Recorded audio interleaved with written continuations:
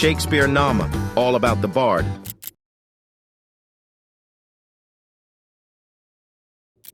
तो जो शेक्सपियर का लिटरेरी लाइफ लिटरेरी करियर, जिसमें कि उन्होंने अपनी जितनी मेजर वर्क्स हैं, प्लेज हैं, पोएम्स हैं, सोनेट्स हैं लिखे हैं, अगर हम उसको एक बड़े लेवल पे एनालिसिस करें, बहुत से क्रिटिक ने, स्कॉलर्स ने शेक्सपियर के लाइफ को एनालिसिस करने की कोशिश की है। और एनालिसिस करने के बाद जो कंसेंसस है, ज्यादातर लोगों का मत है कि शेक्सपियर के पूरे लिटरेरी लाइफ को हम 4 पार्ट्स में डिवाइड कर सकते हैं, 4 पार्ट्स में। तो जो सबसे पहला पार्ट है वो पार्ट है, देखिए, फर्स्ट लिटरेरी पीरियड, जिसको हम 1583 से 1593 तक का मानते हैं। अब देखिए, आपके टीजीटी में एक क्वेश्चन आ चुका है एग्जाम में कि शेक्सपियर का जो फर्स्ट लिटरेरी पीरियड है, लिटरेरी करियर है, उसे हम कब से कब तक का मानेंगे। तो ये क्वेश्चन आपके एग्जाम में आ चुका है। तो उसी से रिलेटेड जो भी क्वेश्चन आपके एग्जाम में आए हैं, ये नोट्स पूरी तरह से उस पर बेस करके है। तो the first literary career of Shakespeare was from 1585 to 1593। अब ध्यान देंगे, आपकी जो पहला लिटरेरी पीरियड है, इसमें ऐसा क्या चीज है। अब जैसे जैसे आप पढ़ते जाएंगे, तो आप फर्स्ट पढ़ेंगे तो दूसरे से कंपैरिजन भी करना है, फिर जब सेकंड पढ़ेंगे तो तीसरे से करना है, और आपको ये समझने की कोशिश करनी है कि किस प्रकार से जो फर्स्ट लिटरेरी पीरियड है that is different from the second, third and fourth one. Okay, तो चलिए सबसे पहले देखिए कि this was the beginning of Shakespearean experiment. ये ऐसा पीरियड है जिसमें शेक्सपियर जो है एक्सपेरिमेंट करते हैं, और मुख्य रूप से आप कह लीजिए कि शेक्सपियर ने इस वाले पीरियड में अपना का खुद, जिसे कहते हैं कि ओरिजिनलिटी वर्क में बहुत ज्यादा होनी चाहिए, वो आपको बहुत कम देखने को मिलता है। ऐसा क्यों? क्योंकि ये ऐसा पीरियड था जिस पीरियड में अभी ने शेक्सपियर ने सीखना शुरू किया था। ये इनका लर्निंग फेज है, एकदम बिगिनिंग फेज है। तो इस वाले में ये क्या करते हैं, मैक्सिमम तो इनकी ये कोशिश है कि ये जो पुराने प्लेज जो पहले से लिखे जा चुके हैं, उन प्लेज को रिवाइज करते हैं। तो आप सभी को पता है, जैसे आजकल के समय में आप देखते हैं मूवीज बनती है ना, बहुत ढेर सारी, जैसे आपने सलमान खान की जितनी मूवीज देखी होंगी, तो उस मूवीज को आप देखें तो ये रीमेक होती हैं साउथ इंडियन मूवीज की। तो ऐसे ढेर सारे मूवीज हैं जो साउथ इंडियन मूवीज का हम रीमेक करते हैं, और जब वो रीमेक बनाया जाता है तब भी बहुत ज्यादा सुपर डुपर हिट हो रहे हैं मूवीज। जैसे शेक्सपियर का आपने देखा, सलमान खान की एक मूवी वांटेड आई थी 2010 के आसपास में। फिर उसके बाद से जितनी बॉडीगार्ड मूवी है, तो ये सारी मूवीज पहले कभी बन चुकी हैं साउथ इंडिया में, तो ये लोग उसका रीमेक बना रहे हैं, लेकिन सिर्फ इंटरटेनमेंट के पर्पज से, कि लोगों को ये देखने में आनंद आएगा क्योंकि अब की बार नया हीरो है, और इसको नए तरीके से फिल्माया जा रहा है। तो यही सेम चीज शेक्सपियर करते थे। जो शेक्सपियर का फर्स्ट पीरियड था, उसमें इन्होंने बहुत ज्यादा कोशिश की है कि जो पहले के प्लेज हैं, जो पहले की स्टोरीज है, उनको इन्होंने रिपीट करने की कोशिश की है, उन्हीं को दूसरे तरीके से थोड़ा बहुत मॉडिफाई करके प्रेजेंट करने की कोशिश की है। और बहुत ज्यादा लोगों के द्वारा शेक्सपियर जो भी चेंजेस करते थे, जिस तरीके से भी करते थे, वो लोगों को बहुत पसंद आता था। ठीक है, अब देखिए इसमें क्या क्या चीजें हैं। देखिए, इसमें ही revise the 3 parts of Henry fourth. जो हेनरी फोर्थ प्ले है, उसको उन्होंने कहीं ना कहीं, पहले से उनको ढेर सारी चीजें हैं जो मिल जा रही थी स्टोरीज, और जो पहले के कुछ ऐसे क्रिएशन है, वहां से उन्होंने उसी स्टोरी को निकाला है और अपने तरीके से उसे लिखने की कोशिश की है, हेनरी सिक्स। और उसके अलावा टाइटस एंड्रोनिकस, ठीक है, इसको इन्होंने पुरानी स्टोरीज को लिया, उसको रिवाइज किया और अपने तरीके से लिखा। फिर it was during this period that he compose his early comedies. ठीक है, इस समय इन्होंने अपनी अर्ली कॉमेडीज भी लिखी है, और किसके इन्फ्लुएंस में, under the influence of lily. तो लिली से बहुत ज्यादा प्रभावित थे शेक्सपियर, और उन्होंने जो है जो कॉमेडीज का सेक्शन है स्पेशली, वो लिली से बहुत ज्यादा प्रभावित होकर लिखा। अच्छा, लिली की बात आई है तो कुछ और एक बहुत छोटी सी बात और बहुत ही इंपॉर्टेंट बात है लिली से रिलेटेड, जो आपको जानना चाहिए कि लिली का एक बुक है, बहुत ही फेमस बुक है, जिसके लिए लिली जाने जाते हैं। अब देखिए, यूफेयस द एनाटॉमी ऑफ विट, ये बुक का नाम है, और इसी आधार पे एक स्टाइल है जो कि बहुत फेमस है, जिसको बोलते हैं यूफेइज्म। क्या बोलते हैं? यूफेइज्म। ये आप नोट कर सकते हैं, क्योंकि ये आपके एग्जाम में ये चीज जरूर पूछा जा सकता है, क्योंकि एक लिटरेरी फॉर्म के अंतर्गत आ सकता है कि यूफेइज्म। ठीक है, इसको एसएम कर लीजिएगा, यूफेइज्म। ठीक है, तो ये आप ध्यान रखिएगा, ये एक तरह से स्टाइल है जो कि यूज करते हैं आपके मिस्टर जॉन लिली, जो कि one of the university wits हैं। ठीक है, आगे बढ़ते हैं, और फिर उसके बाद देखिए, इस पीरियड में आपने देखा कि कौन कौन से प्लेज हैं, ये थोड़ा ध्यान रखना पड़ेगा आपको। पहला प्ले आपने देखा, love's labour lost, the gentle two gentleman of Verona, midsummer night's dream and comedy of error. ठीक है, तो ये कुछ अर्ली कॉमेडीज हैं जो कि बहुत मेच्योर कॉमेडीज नहीं मानी जाती हैं, इस समय इन्होंने शेक्सपियर ने लिखा था। अब कुछ और महत्वपूर्ण चीज, थोड़ा सा हम तेजी से भी चलेंगे, क्योंकि हम सोच रहे हैं कि आज आपका बायोग्राफी का सेक्शन, बेसिक फैक्ट्स का सेक्शन एंड कर दें।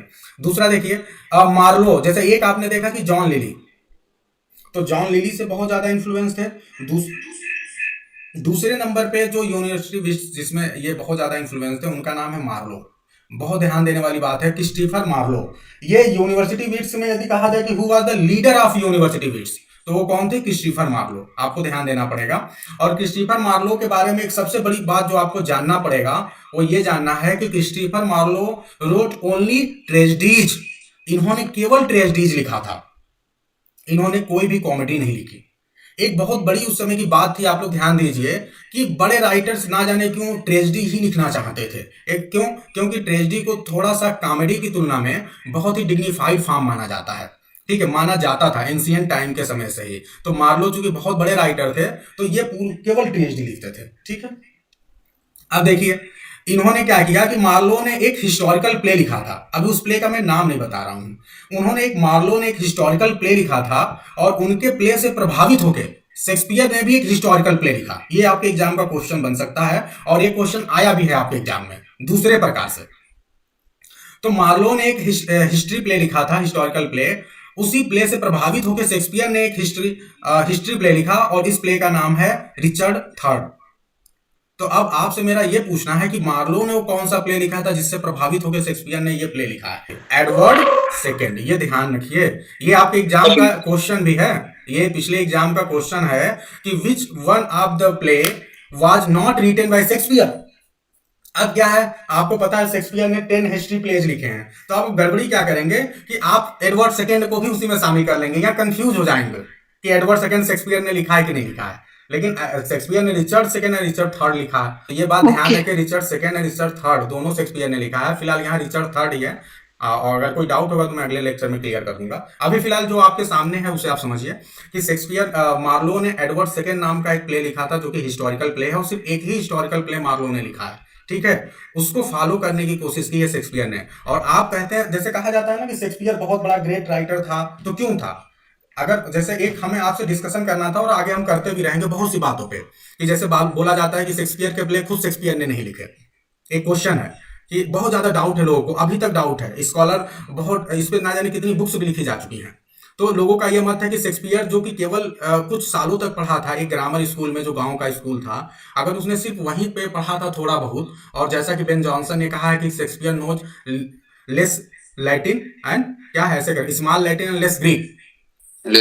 ठीक है, ये एकदम याद रखिएगा। तो जब शेक्सपियर इतना कम पढ़े लिखे थे तो इतनी ज्यादा उन्होंने कैसे ड्रामाज लिख दिए, इतनी अच्छे अच्छे प्लेज जो कि ग्रेट ट्रेजेडीज मानी जाती हैं, ग्रेटेस्ट ट्रेजेडीज मानी जाती हैं, तो कैसे लिखा शेक्सपियर ने? ये लोगों को डाउट है और इसलिए लोग मानते हैं कि शेक्सपियर ने ये प्लेज नहीं लिखे, ये किसी और ने लिखे। ऐसा मतलब तरह तरह की दावें हैं जिसपे कि हम आपसे बात करेंगे, बीच बीच में बात करते रहेंगे अलग अलग लेक्चर में।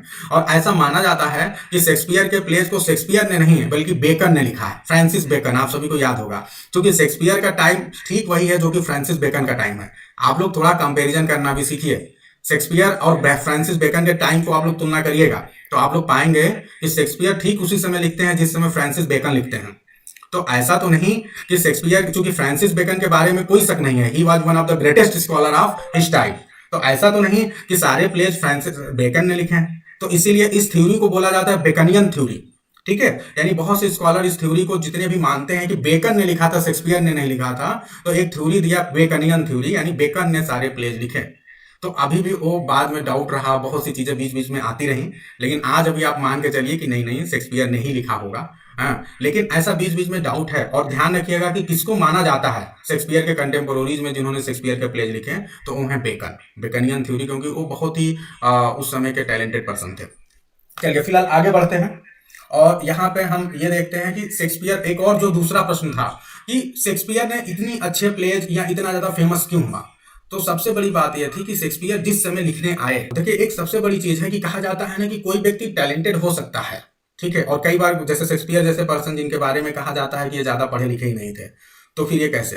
तो एक परिस्थिति भी होती है, एक सिचुएशन बनता है। जैसे आप सभी ने अकबर महान का नाम सुना होगा, अकबर द ग्रेट। आप सभी को पता है कि अकबर बहुत कम पढ़े लिखे थे, लेकिन एक समय आया कि अकबर बहुत ज्यादा ज्ञानी पर्सन बन गया, और यहां तक कि मुगल हिस्ट्री की जब बात की जाती है तो उसमें सबसे ज्यादा कोई टैलेंटेड पर्सन था, ठीक है, और जिसको व्यवहारिक समझ थी, प्रैक्टिकल नॉलेज बहुत अच्छी थी, तो वो अकबर ही था। अकबर के समय जो है अकबर को हम देखते हैं, अकबर द ग्रेट कहा जाता है। पूरे इंडियन हिस्ट्री में only two kings are regarded great, the first one Ashoka the great and the another one Akbar the great. केवल इन्हीं दो को हम ग्रेट की मतलब जो है डिग्री के साथ नवाजते हैं। तो ऐसा क्यों? अकबर तो पढ़ाई लिखा नहीं था, इसकी तो पढ़ाई लिखाई हो ही नहीं पाई थी। हुमायूं को आप सभी को पता है कि भगा दिया गया था देश से। शेरशाह सूरी के समय जो है हुमायूं को हार हो गई थी और फिर उसके बाद वो यहाँ से काबुल चला गया। फिर लगातार वो वार में फंसा रहा और ये सोचता रहा कि हम कैसे इंडिया पे फिर कब्जा करें, और उसकी पूरी लाइफ अकबर साथ ही में था, तो ऐसे ही बीत गई। तो हम कहीं ना कहीं तुलनात्मक अध्ययन करें हिस्ट्री से तो हम पाते हैं अकबर के समय एक अकबर ने बहुत बड़ा काम किया। अब आप लोग ये मत सोचिएगा सर हिस्ट्री पढ़ाने लगे, मैं थोड़ा सा आपको वहां ले जाने की कोशिश कर रहा हूं कि आप शेक्सपियर के टैलेंट को समझे, कैसे शेक्सपियर ने लिखा होगा। तो मैं जब अकबर, चूंकि मैं एक हिस्ट्री का स्टूडेंट रहा हूं, तो एक थोड़ा सा यहाँ ऐड कर रहा हूं कि अकबर के समय में जैसे मैंने अकबर को जब डीप में पढ़ा तो मैंने पाया कि अकबर ने एक बहुत बड़ा काम किया था। शायद आप सभी को पता हो, इबादत खाने का निर्माण किया था। और वो क्या करता था कि उस दौरान जितने भी धर्मों के लोग थे उन सबको बुलाता था, वो इनवाइट करता था और उन सबसे कहता था आप लोग डिस्कशन करिए किसी मुद्दे पे। वो लोग डिस्कशन करते थे और अकबर सुनता रहता था। तो इस प्रकार इसकी नॉलेज जो है सब कुछ बढ़ता गया, और यहाँ तक कि अकबर ने एक नए धर्म कह लीजिए या नई ब्रांच कह लीजिए रिलीजन की, उसका उसने घोषणा कर दी थी। दीन इलाही धर्म उसने शुरू कर दिया। सोचिए वो इतना नॉलेजेबल पर्सन बन गया, और उसके अलावा उसने उसके पूरे एक एक ट्रेड बना डाले कि इस धर्म में क्या क्या चीजें हो सकती हैं पूरा। लेकिन ये दुर्भाग्य था कि वो धर्म बहुत ज्यादा फैला नहीं, और केवल 19 लोग ही उसके पार्ट थे। लेकिन ये शो करता है कि अकबर किस लेवल तक एक अज्ञान पर्सन, जो कि बहुत ज्यादा कहीं किसी स्कूल में पढ़ा नहीं, लेकिन इस लेवल तक पहुंच गया कि उसने एक नए धर्म का निर्माण कर दिया। तो रीजन क्या? अब अकबर की तुलना हम जब यहां करते हैं तो अकबर तो एक राजा था भाई, उसने अपने हिसाब से सिचुएशन क्रिएट किया, लोगों को बुलाया, कहा ज्ञान दो, बात करो आपस में, मैं सुनूंगा। लोग रेडी थे क्योंकि बहुत बड़ा राजा था। शेक्सपियर के समय में क्या हुआ कि शेक्सपियर के समय में जैसे आप सभी को पता है होलिंसन क्रॉनिकल्स, वहां से शेक्सपियर के बहुत ज्यादा प्ले लिखे गए हैं, और ऐसे और भी ढेर सारे बुक्स हैं। वो सारी बुक्स कभी लैटिन में लिखी गई थी, और उन बुक्स को शेक्सपियर के ठीक पहले ही 15th सेंचुरी में ढेर सारी बुक्स का ट्रांसलेशन किया गया इंग्लिश में। क्योंकि आप सभी को पता है कि शेक्सपियर का जो टाइम है वो रेनेसा का टाइम है ब्रिटेन में। और इस रेनेसा के समय की सबसे बड़ी विशेषता क्या है कि जितने भी लैटिन वर्क्स थे, जितने भी लैटिन और ग्रीक में लिखे गए वर्क्स थे, उनका खूब ट्रांसलेशन होता है। और इस तरह से जो है जो सामान्य लोग हैं उनकी भी पहुंच हो जाती है बड़े बड़ी महंगी महंगी और बड़ी बड़ी किताबों तक। तो अब शेक्सपियर के समय बहुत आसान हो गया, क्योंकि एक सामान्य लैंग्वेज में, वो लैटिन या ग्रीक में नहीं बल्कि इंग्लिश ट्रांसलेशन बहुत आसानी से उपलब्ध था मार्केट में, और शेक्सपियर उसको आसानी से पढ़ के अपने प्लेज लिख सकता था।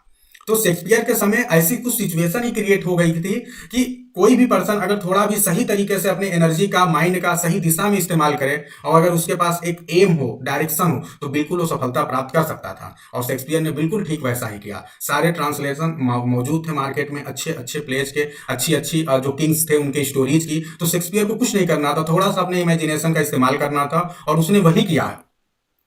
कहीं ना कहीं स्टोरीज लिए और उन स्टोरीज में थोड़ा बहुत मॉडिफिकेशन किया और अपने तरीके से एक नई स्टोरी बना दी, और दर्शक चूंकि उसे प्रेजेंट भी करना था। आप सभी को पता है कि शेक्सपियर के समय में, यानी शेक्सपियर जब अपने लाइफ टाइम में जिंदा था, तो शेक्सपियर के प्लेज पब्लिश भी नहीं हुए। यानी इसका मतलब क्या होता था, शेक्सपियर ने जो भी प्लेज अपने लिखे उसका मेन मोटो था परफॉर्मेंस। वो केवल परफॉर्म करवाना चाहता था उन प्लेज को, और उस समय जो आपकी एलिजाबेथन सोसाइटी थी वो प्लेज को बहुत पसंद करती थी, उनको तो परफॉर्मेंस से मतलब था, और शेक्सपियर को उससे बहुत अच्छी अर्निंग हो रही थी। तो उसका इस ओर कहीं ध्यान ही नहीं था कि हम अपने बुक को पब्लिश करें और ये करें। वो मुख्य रूप से लिखता था कि इसका परफॉर्मेंस हो। तो इस तरह से आप देख रहे हैं कि शेक्सपियर का जो टाइम था वो बहुत ही ऐसा समय था कि उस समय कोई भी पर्सन अगर एनर्जी के साथ सही डायरेक्शन में काम करे तो वो सफल हो सकता था, और शेक्सपियर ने उस चीज का पूरा यूटिलाइजेशन किया, और इसलिए वो इतनी ज्यादा ढेर सारे ड्रामाज आपके सामने लेके आ पाया। और टैलेंट और प्रैक्टिकलिटी की तो बात करिए ही, क्योंकि वो उसके अंदर थी। वो एक सबसे बड़ी, और एक दूसरी सबसे बड़ी चीज कि उसके पहले कुछ ऐसे महान लोग आए, जैसे यूनिवर्सिटी विट्स की जब हम बात करें, तो ये लोग जब आए तो इन लोगों ने एकदम दिशा उसके लिए ला दी, क्योंकि ये लोग बहुत ही टैलेंटेड पर्सन थे, ये प्लेज लिख रहे हैं। तो शेक्सपियर कहीं ना कहीं उनके प्लेज से सीख सकता था, समझ सकता था, और इस तरह उन्होंने, शेक्सपियर ने उनके प्लेज को पढ़ा, उनसे भी सीखा, और फिर उस प्रकार से अपने प्लेज को लिखना शुरू किया। ठीक है, तो शुरुआत में आप देखते हैं कि उसने कॉपी किया। ये फर्स्ट पीरियड पूरी तरह से कॉपी का पीरियड चल रहा है, इसमें वो कॉपी करेगा, चीजों को समझने की कोशिश करेगा। लेकिन जैसे जैसे आगे आगे आप सेकंड पीरियड, थर्ड पीरियड में जाएंगे तो शेक्सपियर की ओरिजिनलिटी आने लगेगी। तो कोई भी पर्सन, बड़ा व्यक्ति जब आगे काम करता है तो कहीं ना कहीं से तो एक बार वो कॉपी करता है, सीखता ही है, जानने की कोशिश करता है। तो सेम शेक्सपियर के साथ था। अब इस एज की कुछ कैरेक्टरिस्टिक्स को देखेंगे कि क्या क्या उसके वर्क्स में ऐसी क्या चीजें मिलती हैं, क्या कमियां हैं, उनको देखते हैं। चलिए अब बात करते हैं क्या इस एज में कैरेक्टरिस्टिक्स थी वो देख लेते हैं। तो सबसे पहले जो वर्ड्स है like the typical Shakespearean fitness, जो आप आगे देखेंगे कि जो उनके वर्ड्स हैं जिस तरीके से वो फिट होते हैं, ठीक है, राइम में या सेंटेंस में, वो इसमें अभी उस तरह की क्वालिटी नहीं आ पाई है। The characterization are definitely shallow and overall they appear to be extremely immature. तो इस समय के जो भी कैरेक्टर हैं वो इमेच्योर दिखते हैं, उनका फुल डेवलपमेंट नहीं है। Regular use of puns, puns का बहुत ज्यादा यूज कर रहे हैं। Stiff use of blank words, जो उनके प्लेज हैं ब्लैंक वर्ड का यूज बहुत ज़्यादा स्टिफ है, मतलब बहुत जैसे एक फ्रीडम के साथ जैसे करते हैं उस तरह से नहीं है। और rhyming dialogues in the works, और शुरू में हम देखते हैं कि राइमिंग बहुत ज़्यादा है डायलॉग्स में, प्रोज का बहुत कम इस्तेमाल हुआ है, तो वो आगे देखेंगे कि वो इंक्रीज होता जाएगा। और एक सबसे बड़ी विशेषता यह है कि इस एज में इन्होंने पोएम्स लिखे हैं दो, ये भी ध्यान रखना है, ये भी पूछा जा चुका है क्वेश्चन कि जो फर्स्ट पीरियड में वीनस एंड एडोनियस जो है किस पीरियड में आया था, या फर्स्ट पीरियड में कौन सी पोएम आई थी। तो ये वीनस एंड एडोनियस बहुत ही ज्यादा फेमस है, इसी को बार बार मैं देख रहा हूँ क्वेश्चन पूछा जा रहा है, तो इसको ध्यान रखना है कि ये फर्स्ट पीरियड में ही आए थे दोनों पोएम। चलिए आगे बढ़ते हैं, सेकेंड पीरियड पे आते हैं फास्ट। तो सेकेंड लिटरेरी पीरियड है, यहाँ ध्यान दीजिए कि ये जो है period of chronicle plays. Chronicle plays का मतलब है हिस्टोरिकल प्लेज, तो ये ध्यान देना है कि ये हिस्टोरिकल प्लेज का पीरियड है, और ये पीरियड है ग्रेट कॉमेडीज का। अभी शुरू में शेक्सपियर कॉमेडी पे ही ज्यादा, हिस्ट्री और कॉमेडी, तो आप देख रहे हैं कि जो पहले दो पीरियड है यहाँ पे शेक्सपियर हिस्ट्री और कॉमेडीज ही ज्यादा लिख रहे हैं, लेकिन पहले पीरियड में जो इन्होंने कॉमेडीज लिखे हैं वो ज्यादा मेच्योर कॉमेडीज नहीं थी, इमेच्योर कॉमेडीज की श्रेणी में आती थी। लेकिन अब शेक्सपियर जो कॉमेडीज लिख रहे हैं उन्हें आप ग्रेट कॉमेडीज कह सकते हैं, ठीक है। तो देखिए क्रॉनिकल प्लेज यानी हिस्ट्री प्लेज कौन कौन से शेक्सपियर ने लिखे। रिचर्ड सेकेंड लिखा इसमें, मर्चेंट ऑफ वेनिस लिखा, हेनरी फोर्थ के दोनों पार्ट लिखे, किंग जॉन लिखा एंड हेनरी फिफ्थ लिखा, ठीक है। इसके अलावा जो कॉमेडीज शेक्सपियर ने लिखे हैं, taming of the shrew, much ado about nothing, as you like it and 12th night, और भी है एक, आगे देखते हैं। तो ये आपको बस हल्का ध्यान रखना है, बहुत सी चीजें आप 2-3 बार पढ़ेंगे तो आपको समझ में आ जाएगा, और सबसे बड़ी चीज जब आगे आप इन प्लेज को अलग अलग पढ़ेंगे तो फिर अपने आप ही समझ में आ जाएगा ये कब लिखेगा कहाँ लिखेगा।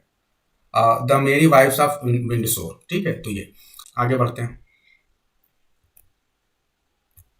एक सेकंड।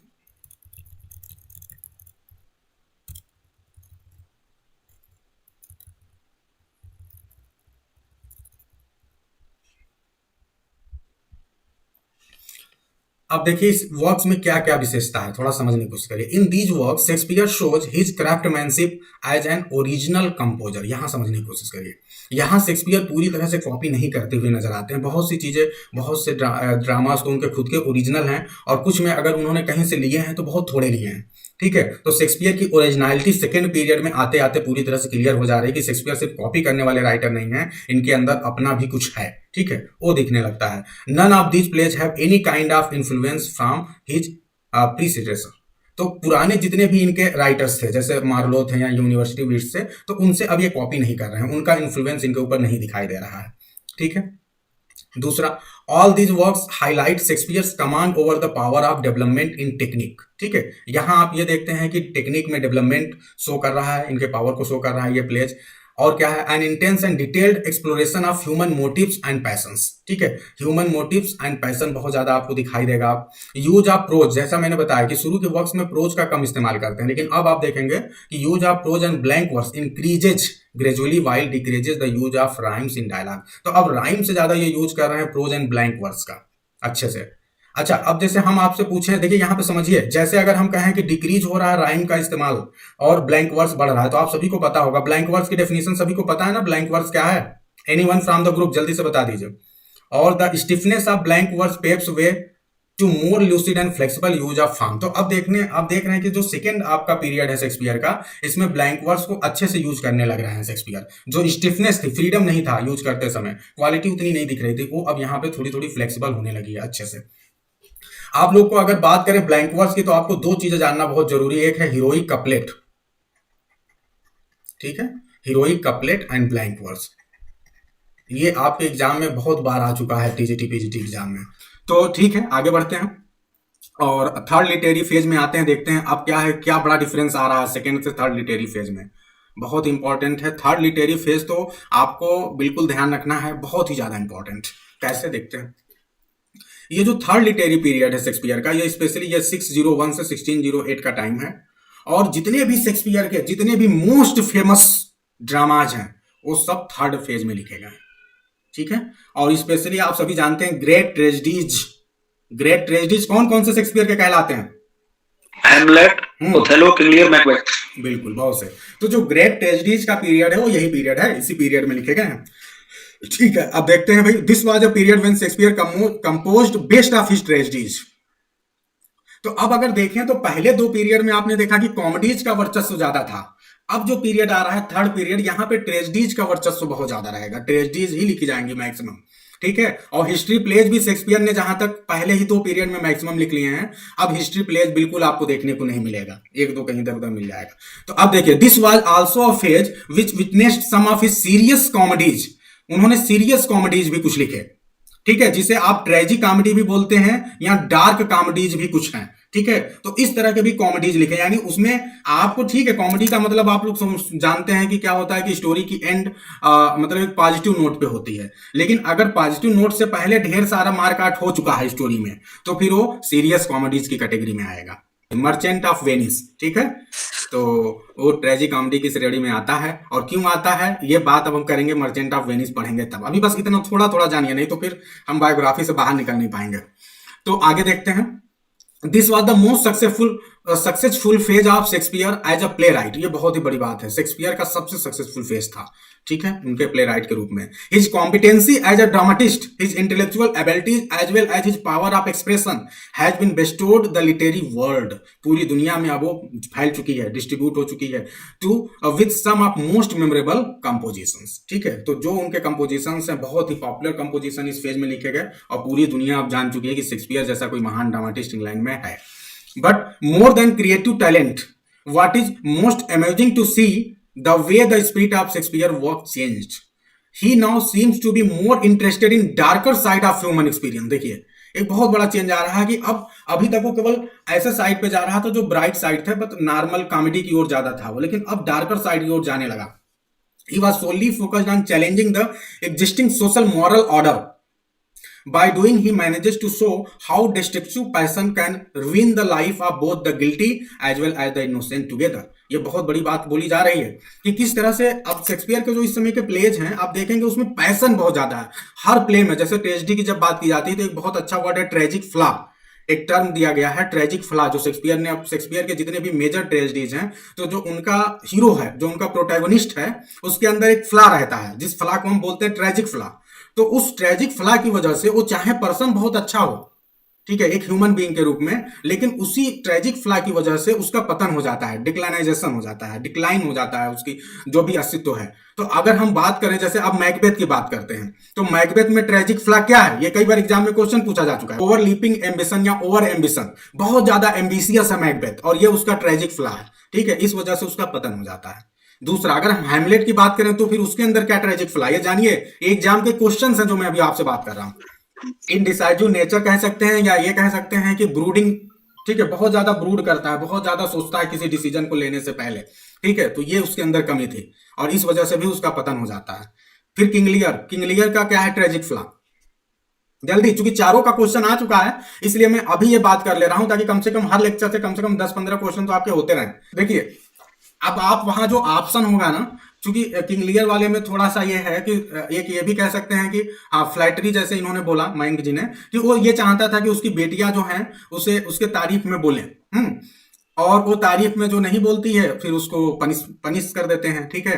तो फ्लैटरी आप बोल सकते हैं, या अपने प्रति खुद के प्रति बहुत ज्यादा लगाव होना कह सकते हैं। तो इसको जो भी आप इंग्लिश में उस समय जो भी ऑप्शन आए, 4 ऑप्शन, तो आप इस चीज को समझते हुए इसको कर सकते हैं, ठीक है।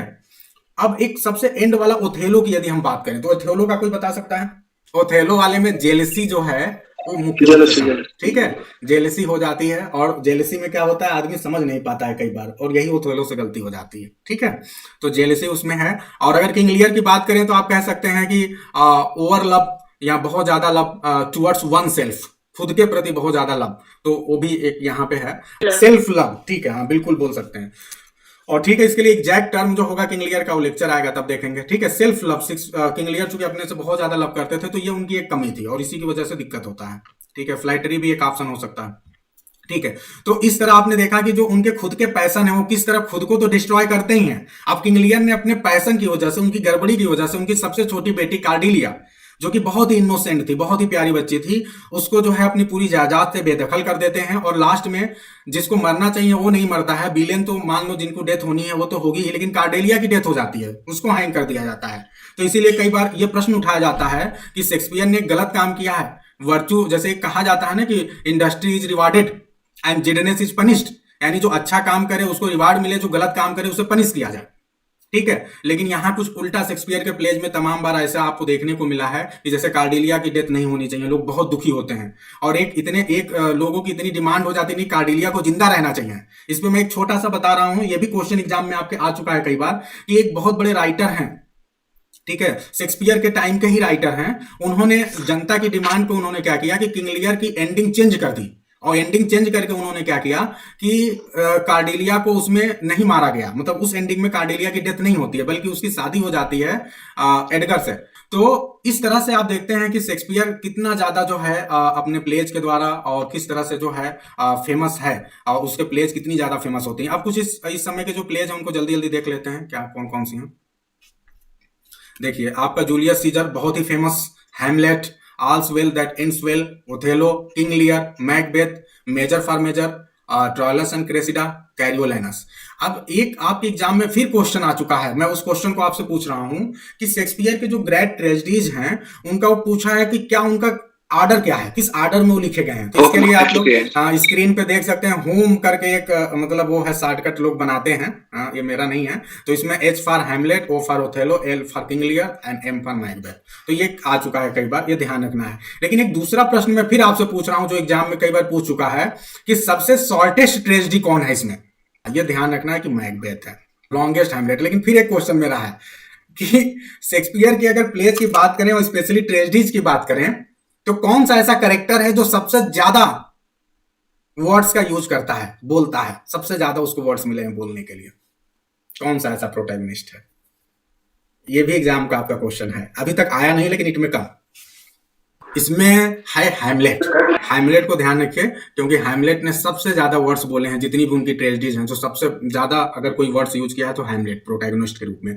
मैं आपको किसी लेक्चर में, अगले ही लेक्चर में आपको वो भी दूंगा, टॉप 5 जो एक्टर्स हैं, जो टॉप 5 जो इनके प्रोटैगनिस्ट हैं जिन्होंने जितने वर्ड्स यूज किए, एग्जैक्टली मैं उनके नंबर भी आप लोग को दे दूंगा, क्योंकि ये फैक्ट है ना, इतना ज्यादा याद नहीं रहता है, बस ये ऊपर ऊपर से जो पता है वो बता दे रहा हूं मैं।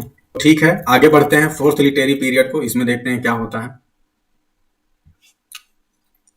जो फोर्थ लिटरेरी पीरियड है इसकी विशेषता, ये सबसे शेक्सपियर का लास्ट लिटरेरी पीरियड है, सबसे बड़ी चीज। और इस लिटरेरी पीरियड में शेक्सपियर ने क्या लिखे हैं, इसमें कॉमेडी ही स्पेशली लिखे हैं शेक्सपियर ने, ठीक है।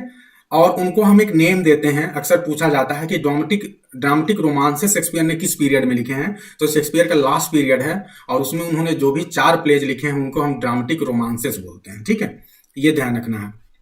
ये पीरियड, अब आपसे बात करें, जैसे कोई व्यक्ति है बहुत महान रह चुका है, बहुत ज्यादा उसने फेमस सफलता प्राप्त कर चुका है और बहुत ज्यादा कह दीजिए कि लिखते लिखते थक भी गया है, अब वो आराम करना चाहता है या बहुत आहिस्ता आहिस्ता लिखना चाहता है, बहुत प्रेशर, बहुत टेंशन नहीं लेना चाहता है। और शेक्सपियर ने, आप कह सकते हैं कि फोर्थ पीरियड से आने से पहले तक इतना बहुत ज्यादा पैसे जमा कर लिए हैं, one of the famous person of England बन चुका है, one of the wealthiest person of England बन चुका है वो शेक्सपियर इस समय तक। तो अब उसके लाइफ में कोई कमी नहीं है, तो बहुत ज्यादा प्रेशर नहीं ले रहा है वो ड्रामाज को लिखने के लिए। और ये शेक्सपियर का बहुत ही कहते हैं कि beautiful Sunny phase of his life, ठीक है, बहुत ही आराम से मजे से रह रहा है शेक्सपियर। उसके अलावा अब देखिए उनके जो, अब इसका असर उनके ड्रामाज पे पड़ेगा, कैसे पड़ेगा, जैसे कि आपने देखा कि पिछले पीरियड में वो डार्क कॉमेडीज लिखते हैं, सीरियस कॉमेडीज पहले के दो, उसके पहले पीरियड में उन्होंने लिखा, पिछले वाले में ट्रेजेडीज उन्होंने लिखे हैं। ये ऐसा पीरियड है जिसमें वो बहुत ही नॉर्मल, बहुत ही लाइट वे से लाइफ को लेते हैं और इस पीरियड में वो हैप्पीनेस एंड होप को दिखाने की कोशिश करते हैं अपने प्लेज में, ठीक है। ये दिखाने की कोशिश करते हैं कि good always prevails the evil, यानी सच्चाई की हमेशा बुराई पे विजय होती है। Even the tone and manner are more tender and optimistic in comparison with the previous work. तो इसमें बहुत ही टेंडर, बहुत ही आराम से, बहुत ही अच्छे से, ठीक है, फ्लेक्सिबल है, ऑप्टिमिस्टिक है अपने लैंग्वेज में शेक्सपियर, ठीक है। और इसीलिए इस पीरियड को बोला जाता है कि दिस पीरियड इज, ठीक है, this period which clearly marks the decline of great playwright, ठीक है। तो ये पीरियड शेक्सपियर के डिक्लिनेशन का पीरियड है, इस पीरियड में शेक्सपियर का डिक्लाइन होने लगता है। क्या क्या रीजन है वो देख लीजिए। कैरेक्टर डेवलपमेंट इज केयरलेस, बहुत ही कम डेवलपमेंट हो रहा है। Style has no resemblance to the power impact, that the preceding years of his creative talent had recorded. तो पहले की तरह अब पावर नहीं नजर आता है इनके लैंग्वेज में, ठीक है। तो हर व्यक्ति का भाई एक आपको पता है कि कोई व्यक्ति ऊंचाइयों पे जाता है तो उसे नीचे आना ही है, तो वो पीरियड शेक्सपियर का यही वाला पीरियड है। अब देख लीजिए इस पीरियड में शेक्सपियर ने कौन कौन से वर्क्स लिखे हैं भाई, और यही पीरियड है जब शेक्सपियर पे सवाल उठने शुरू हो जाते हैं। Critic now agree that of the various play that are credited to Shakespeare during this period only 3 of them was solely authored by him. जैसे सिम्बेलाइन है, टेम्पेस्ट है, विंटर्स टेल है, ये शेक्सपियर ने लिखा है। इसके अलावा and he had definitely co authored with Pericles, Henry eight. Pericles में, पेरिकल्स का क्या है सब टाइटल, कल उस दिन बताया था मैंने, जल्दी से बोलिए भाई। गुड। और Henry eight and the two noble kinsmen, ये 3 प्ले माना जाता है कि उन्होंने दूसरों के साथ मिलकर लिखा है, ठीक है, जिसमें फ्लेचर का नाम बहुत ज्यादा आता है। और एक क्वेश्चन एग्जाम में आपके पूछा जा चुका है, फिर पूछा जा सकता है कि शेक्सपियर का लास्ट प्ले कौन सा था, तो वो था टेम्पेस्ट। ये ध्यान रखना आप सभी को। और ये क्या था, पास्टोरल। ये एलिजी था, ड्रामेटिक रोमांस है, सॉरी एलिजी गलती से निकल गया, ड्रामेटिक रोमांस, ठीक है। बस एक लास्ट पे बात करके आज की क्लास में एंड करना चाहूंगा। ये क्रोनोलॉजी शेक्सपियर का आप देख लीजिए जो उन्होंने वर्क लिखे हैं, ठीक है। ये शेक्सपियर ने इस तरह से अपने प्लेज को लिखने की कोशिश की है, ठीक है। ये क्रोनोलॉजी है शेक्सपियर का, ठीक है। ये ध्यान रखना, एग्जाम में पूछा जा सकता है। ईके चैम्बर्स ने 1930 में क्रोनोलॉजी प्रेजेंट की थी, वहां से मैंने लिया है। ये पहला प्ले शेक्सपियर का है, हेनरी 6 पार्ट 2, ठीक है। ये ध्यान रखना, क्योंकि अक्सर आप अभी पढ़े थे ना कि शेक्सपियर ने फर्स्ट फेज में हेनरी 6 के 3 पार्ट लिखे थे, तो आप ये गलती कर सकते हैं, आप हेनरी 6 पार्ट 1 बोल सकते हैं, लेकिन वो मिस्टेक होगा। हेनरी 6 पार्ट 2 सबसे पहले शेक्सपियर ने लिखा था, फिर उसके बाद पार्ट 3 और फिर उसके बाद पार्ट 1 आता है, ठीक है। फिर उसके बाद से ये जितने भी प्लेज हैं उनका क्रम है, आपको इस क्रम को ध्यान रखना पड़ेगा। बिल्कुल भी गलती मत करिएगा कि अगर कोई प्ले 2 पार्ट में लिखी गई है, 3 पार्ट में लिखी गई है, तो तुरंत एक के बाद दूसरा आएगा, ऐसा नहीं है। जैसे आप देख सकते हैं रिचर्ड 3 पहले लिखा गया है और रिचर्ड 2 बाद में लिखा गया है, ठीक है। किंग जॉन जो कि सबसे पहला, अगर बात किया जाए कि शेक्सपियर ने जो हिस्टोरिकल प्ले लिखे हैं, अगर उस प्लेज में सबसे पहला जो हिस्ट्री को रिप्रेजेंट करता है वो प्ले कौन सा होगा, सबसे बिगिनिंग जो ओरिजिनल हिस्ट्री को रिप्रेजेंट करता है, तो वो होगा किंग जॉन। तो ये बात ध्यान रखिएगा कि हिस्टोरिकल प्ले में अगर ओरिजिनली हम असेंडिंग ऑर्डर में चलेंगे तो आपका हो जाएगा किंग जॉन, ठीक है।